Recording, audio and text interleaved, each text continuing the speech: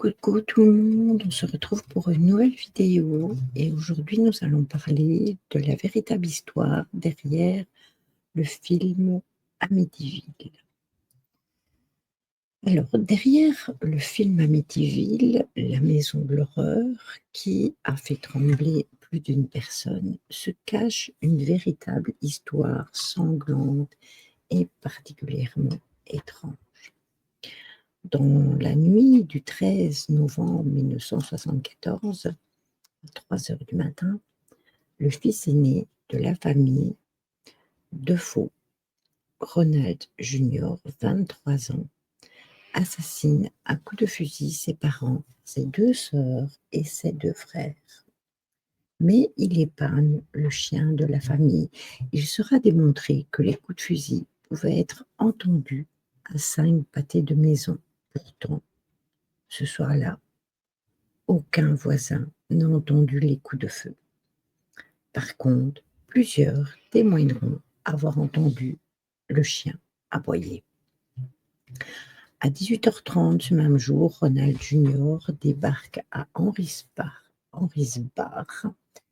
tout proche, en criant « Je crois que ma famille a été assassinée ». Il y a des versions qui sont extrêmement contradictoires. Et on va en parler justement. Selon l'enquête de la police, les parents auraient été assassinés en premier pour expliquer le fait que les enfants n'aient pas été réveillés par les coups de feu. Les policiers ont conclu que Ronald Jr. avait monté le son de la télévision. Même si c'est un peu tiré par les cheveux, on va dire que c'est possible. La police arrête le fils aîné qui va donner plusieurs versions différentes avant de finalement reconnaître les crimes.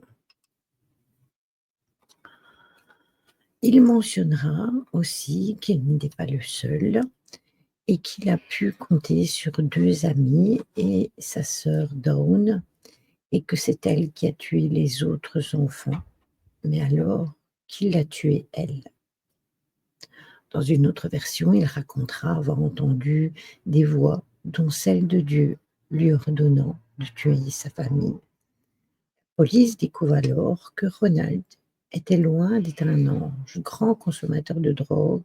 Il se disputait parfois à coups de poing avec son père. Donc il y avait vraiment une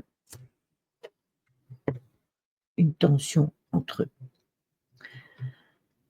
Quant à dire la maison est-elle possédée?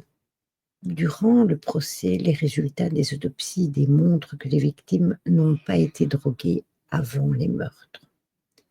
L'avocat demande alors la tenue d'une enquête dans la maison pour prouver qu'une puissance aurait influencé son client. L'avocat pense qu'il aurait dans cette maison des champs électromagnétiques ou des forces telluriques qui auraient déséquilibré les cellules et la santé mentale de son client. Il fait même intervenir Hans Holzer, chercheur dans le paranormal, pour confirmer ses dires. Mais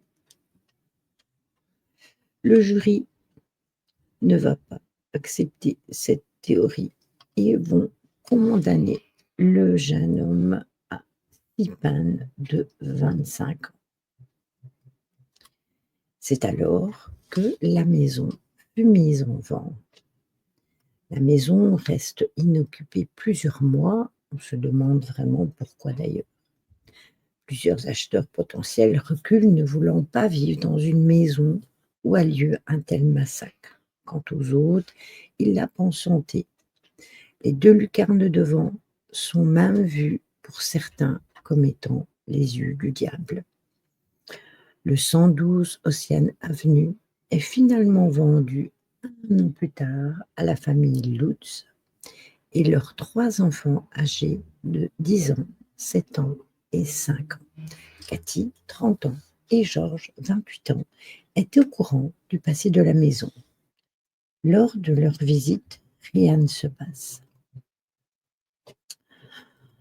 Dans Wikipédia, on vous dira que le jour de l'emménagement, ils font quand même bénir la maison et le prêtre leur conseille de ne pas utiliser une des pièces sous le toit. Le père Ray aurait entendu une voix lui disant de partir et reçu une gifle.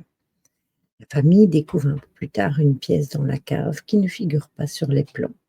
Les murs sont peints en rouge et le chien de la famille refuse d'y entrer. Peu après Noël se produisent des choses étranges, des bruits de pas, des odeurs fétides, des craquements.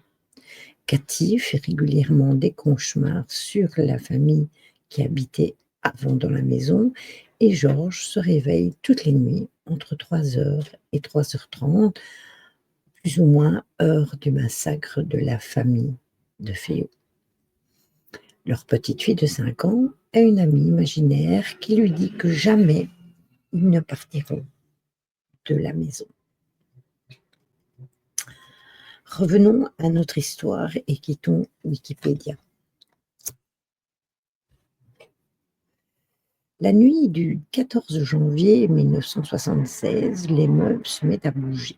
Les portes et les fenêtres claquent et des bruits étranges montent de la cave.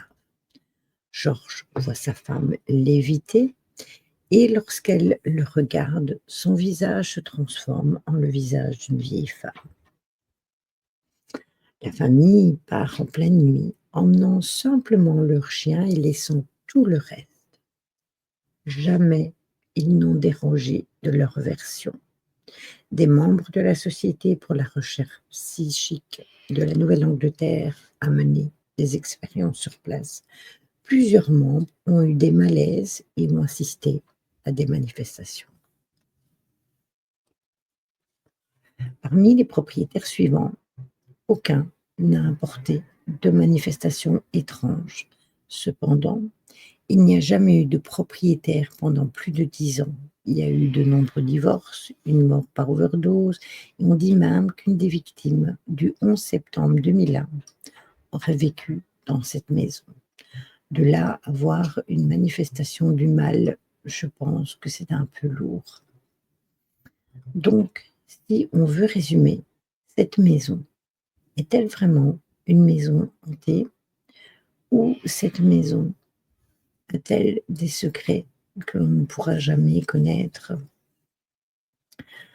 La maison existe toujours et fait partie du patrimoine, mais il n'y a jamais vraiment eu de résultats sur les enquêtes. Donc n'hésitez pas à me dire ce que vous en pensez.